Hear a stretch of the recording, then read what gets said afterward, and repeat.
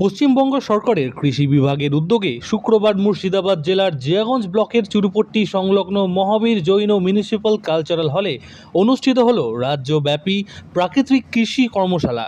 পশ্চিমবঙ্গ সরকারের সহ কৃষি অধিকর্তার তত্ত্বাবধানে বিশেষত কৃষিক্ষেত্রে রাসায়নিক সার কীটনাশকের ব্যবহার কমিয়ে পরিবেশ বান্ধব ও টেকসই চাষাবাদকে উৎসাহিত করাই ছিল এই কর্মশালার মূল লক্ষ্য। এটা হচ্ছে প্রাকৃতিক কৃষি কর্মশালা এবং এই রাজ্য সরকারের প্রথম একটা বড় প্রোগ্রাম, যেটা হচ্ছে কৃষকদের নিয়ে করা হচ্ছে। তার মূল উদ্দেশ্য হচ্ছে যে আমাদের যে রাসায়নিক সার এবং ওষুধ ব্যবহারের ফলে যে মাটির যে স্বাস্থ্য নষ্ট হয়েছে এবং ফসলের উৎপাদন এখন আর সার দিয়েও আর সেই উৎপাদনটা পাওয়া যাচ্ছে না। তার মূল কারণ হচ্ছে আমরা জৈবর ব্যবহারটা এত কমে গেছে, তার ফলে রাসায়নিক ব্যবহারটা এত বেড়ে গেছে, তার ফলে আর সেই প্রোডাক্টিভিটিটা সে আসছে না।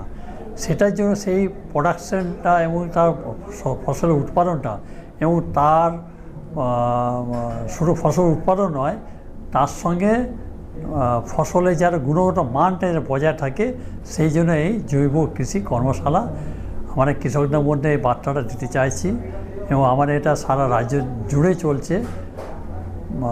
পরশুদিন আমাদের প্রত্যেকটা জেলাতে হয়েছে, আর কাল এবং আজকে সমস্ত ব্লকে এই প্রোগ্রামটা হচ্ছে কৃষকদের নিয়ে। আমরা এই বার্তা দিতে আছি যে জৈব কৃষির মাধ্যমে আমরা মাটির স্বাস্থ্যটা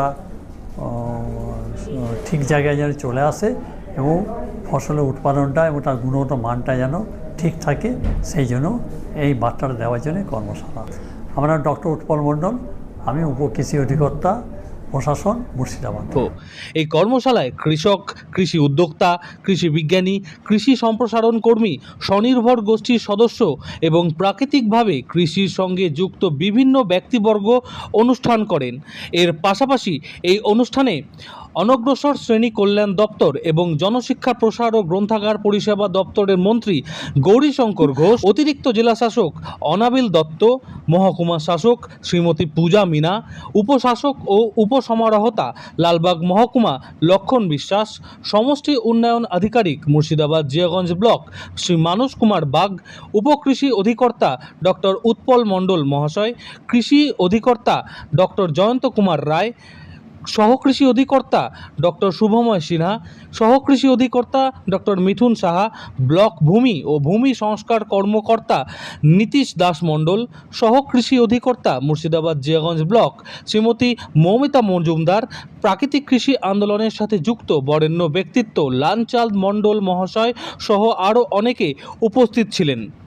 এই অনুষ্ঠানে প্রাকৃতিক কৃষির বিভিন্ন পদ্ধতি, দেশীয় গবাদি পশুর ভূমিকা, জৈব সার ও জীবাণুনাশক তৈরির কৌশল এবং কম খরচে অধিক উৎপাদনের উপায় নিয়ে বিস্তারিত আলোচনা করা হয়। মূলত আমরা এই যে প্রাকৃতিক উপায়ে চাষবাস নিয়ে আজকে প্রশিক্ষণ হচ্ছে, একটু আগে আমরা শুনছিলাম যে ভারতবর্ষে 5 বছর আগে শুরু হয়েছে, আমরা বাংলায় আজকে শুরু করছি। অর্থাৎ আমরা মাটির উর্বরতা শক্তিকে ঠিক রাখা, উৎপাদিত শস্য খেয়ে মানুষ যেন সঠিক থাকে, রোগ যেন না হয়, এই যে বিভিন্ন কারণ, এবং সবথেকে বেশি অতিরিক্ত রাসায়নিক ব্যবহার করার ফলে কৃষিজাত পণ্যের গুণগত মান কমে যাচ্ছে। আমরা যেটা খাদ্যাভ্যাসের জন্য খাই, সেটা খেয়েও আমরা আমাদের শরীরকে ঠিক রাখতে পারছি না। এই কারণে প্রাকৃতিক উপায়ে চাষবাসের উপরে জোর দেওয়া হচ্ছে। প্রাকৃতিক পদ্ধতিতে উৎপাদিত শস্যের গুণগত মান ভালো থাকে, যেটা খেলে আমাদের শরীরে যেমন পুষ্টি সঠিকভাবে আমরা পেয়ে যাই, ঠিক তেমনিভাবে শরীরকে সুস্থ রাখতেও সহায়তা করে। কিন্তু আমরা অত্যন্ত রাসায়নিক ব্যবহার করার ফলে, আপনি ইউরিয়া বলুন, পটাশ বলুন, ডিএপি বলুন, সালফেট বলুন, বিভিন্ন রকমের সার, বিভিন্ন রকমের কীটাণুনাশক ব্যবহার করার ফলে সেই যে উৎপাদিত শস্য, তার পুষ্টিগুণ নষ্ট হয়ে যায়। শুধু নষ্টই হয় না, তার মধ্যে অনেক কিছু বিষাক্তও ঢুকে যায়, যেটা আমরা খেয়ে পরবর্তীতে আমাদের শরীরকে অসুস্থ করে তুলছে। সেই কারণে আমরা চাইছি যে প্রাকৃতিক উপায়ে চাষবাস করলে আমরা যেমন যে শস্য পাবো, সেই শস্য যেমন গুণগত মান ঠিক থাকবে এবং সেগুলোর ভেষজ গুণ ঠিক থাকবে, আর সেই শস্য খেলে আমাদের শরীর সুস্থ থাকবে। যদি এই প্রক্রিয়াটা ঠিক থাকে, তাহলে আমরা সুস্থ পরিবার, সুস্থ সমাজ পাবো, আর সুস্থ সমাজই একটা সুন্দর দেশ গড়তে পারে। তাই আমাদের দেশকে আগামী দিনে সুন্দরভাবে এগিয়ে নিয়ে যাওয়ার জন্য আমরা এই প্রাকৃতিক উপায়ে চাষবাসের উপরে জোর দিচ্ছি, যার কর্মশালা আজকে এমজে ব্লকের পক্ষ থেকে আমাদের জিয়াগঞ্জের লক্ষ্মী টকিজে সম্পন্ন হলো। অনেক কৃষক এসেছেন, আমিও ছিলাম, আমিও কৃষি পরিবার থেকে এসেছি। আমরাও এখনও চাষবাস করি, তো আমরা চাইবো সবাই যেন আগামী দিনে এই প্রাকৃতিক উপায়ে চাষবাস করে নিজের পরিবার, সমাজ এবং দেশকে বাঁচাতে পারি, এগিয়ে নিয়ে যেতে পারি। প্রত্যেকটা খাদ্যদ্রব্যে আজকে ভেজাল মেশানো হয়, প্যাকেটজাত খাবার যত রয়েছে। আজকে আমরা পেস্টিং নিচ্ছি, আদা কিনছি মার্কেটে, সে আদৌ আদা আছে না অন্য কিছু আছে আমরা জানি না। হলুদ গুঁড়ো, লঙ্কা গুঁড়ো, জিরের গুঁড়ো সব ক্ষেত্রে।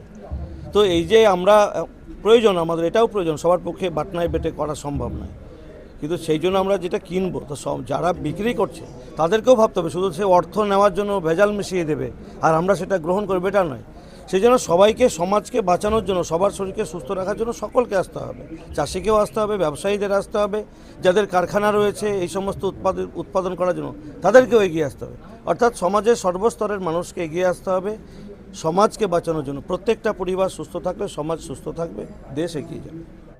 আয়োজকদের বক্তব্য, বর্তমান সময়ে মাটির উর্বরতা রক্ষা, উৎপাদন ব্যয় কমানো এবং স্বাস্থ্যসম্মত খাদ্য উৎপাদনের জন্য প্রাকৃতিক কৃষি এবং কার্যকর বিকল্প হয়ে উঠেছে।